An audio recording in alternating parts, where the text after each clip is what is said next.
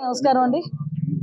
గత 3 రోజులుగా బాలికా సదన్‌లోని అమ్మాయిలు ఇబ్బంది పడుతున్నారు. వాళ్ళు బయటికెళ్ళిపోతామని చెప్పేసి కొంచెం గొడవ చేస్తున్నారని చెప్పి మీడియాలోని వాటిలోని కూడా ఆ రోజు నాకు డే ఫస్ట్‌ని కూడా తెలిసిన తర్వాత ఇమ్మీడియేట్‌గా ఆ రోజు నేను అదే రోజు కలెక్టర్ గారితోని అదేవిధంగా సిపి గారితోని కూడా మాట్లాడడం జరిగింది.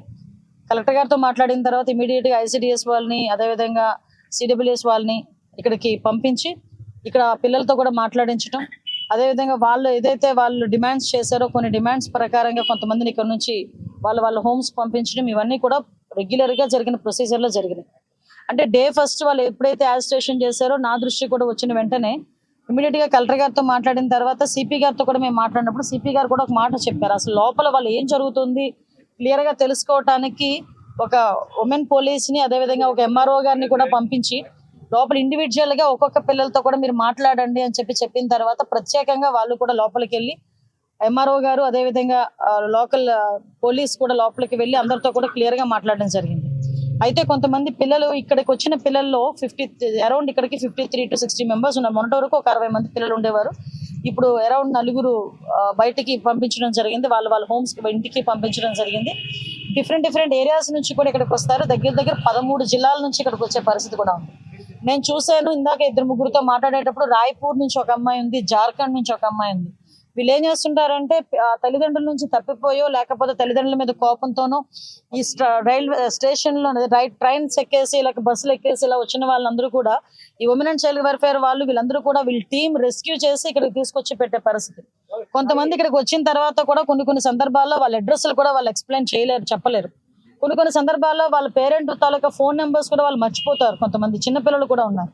సో ఇటువంటి సందర్భాల్లో వాళ్ళకి 18 years వచ్చినంత వరకు గవర్నమెంట్ వాళ్ళ సెక్యూరిటీలో పెట్టుకోవడానికి వాళ్ళ పరిధిలో పెట్టుకొని వాళ్ళకి ఇక్కడ కూర్చొని ఇక్కడ ఈజీగా ఏదో పెడుతున్నాము హాస్టల్ పెడుతున్నాము అనేది కాకుండా నేను లోపలికి వెళ్ళిన తర్వాత చూసి వచ్చాను. కంటిన్యూగా వాళ్ళకి చదువుకునే ఉద్దేశం ఉంటే కనుక వాళ్ళకి కంటిన్యూగా 10th class కట్టించడం అనేది ఓపెన్ స్కూల్స్ నుంచి అదేవిధంగా ఇంటర్మీడియట్ కట్టించడం అనేది కూడా జరుగుతుంది. అట్ ద సేమ్ టైం కొంతమందికి వాళ్ళ ఇంట్రెస్ట్ మీదుగా బ్యూటిషియన్ కోర్సెస్ నేర్పించడం, కుట్రలు అల్లికలు నేర్పించడం ఇవన్నీ కూడా జరుగుతున్నాయి.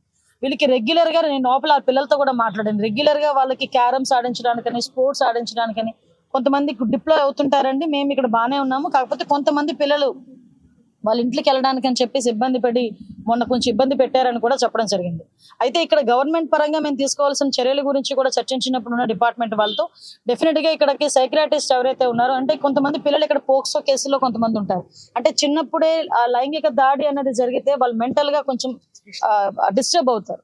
ఎప్పుడైతే డిస్టర్బ్ అయ్యారో బయట చూసిన ప్రతి వాళ్ళని కూడా చూసి భయపడటం, అదేవిధంగా వాళ్ళు కొంచెం డిస్టర్బ్డ్ గా బిహేవ్ చేయటం, దీంట్లోని వాళ్ళు డెఫినెట్ గా డాక్టర్ పర్యవేక్షణలో వాళ్ళు కొంత మెడికేషన్ కూడా తీసుకోవాల్సిన అవసరం ఉంటుంది.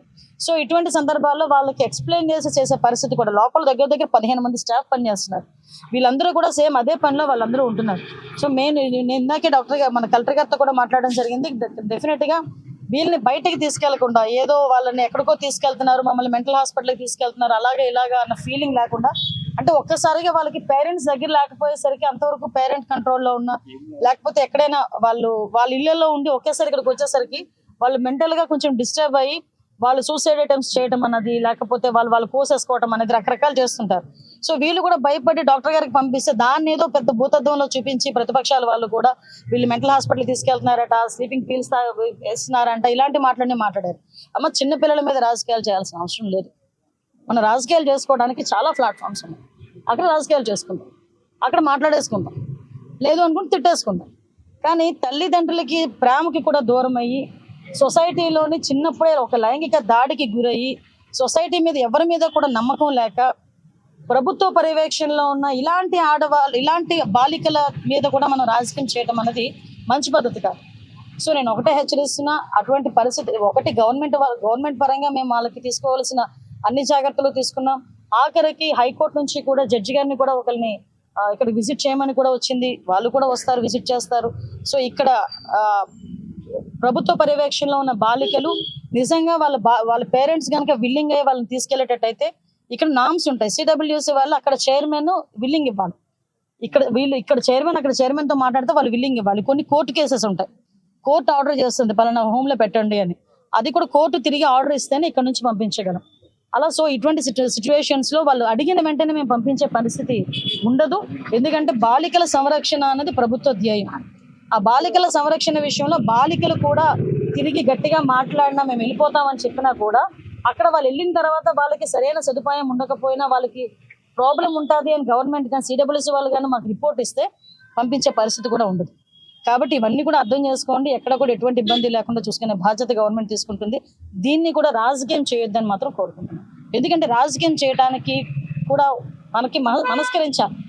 ఆ లోపల పిల్లలను చూస్తే మనసు తరుక్కుపోయింది. నిన్న 18 సంవత్సరాల్లో అందరూ 18 సంవత్సరాల లోపు పిల్లలు అక్కడ ఉన్న వాళ్ళందరూ ఒక్కొక్కరిది ఒక్కొక్క గాథ. వాళ్ళ మీద రాజకీయాలు దేనికండి? వీలైతే సాయం చేద్దాం, సపోర్టివ్గా నిలబడదాం.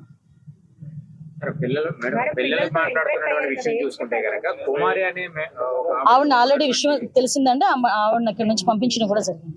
ఆవిడ ఇక్కడ అలాంటి వాళ్ళు ఎవరు లేరు. నేను మళ్ళీ వాళ్ళందరూ సపరేట్ గా లోపల స్టాఫ్ అందరినీ వేరేగా కూర్చోబెట్టి ఓన్లీ పిల్లలతో మాట్లాడాను. కాకపోతే ఆ విజువల్స్ అన్ని బయటకు రాకూడదు కాబట్టి మీకు ఇవ్వట్లేదు. వాళ్ళ పిల్లలు ఒకటేనండి. ఇప్పుడు పిల్లలు కొంతమంది చెప్పాను కదా, డిఫరెంట్ కేసెస్ లో వస్తారు. కొంతమంది పేరెంట్స్ సపోర్ట్ ఉండదు, కొంతమంది పేరెంట్స్ కావాలని అక్కడ అంటే బయటకు పెడితే వీళ్ళు ఏమైనా ఇబ్బంది పడతారేమో అని చెప్పి కొంతమంది పేరెంట్స్ దగ్గర నుండి వీళ్ళని హోమ్ లో జాయిన్ చేసే పరిస్థితి.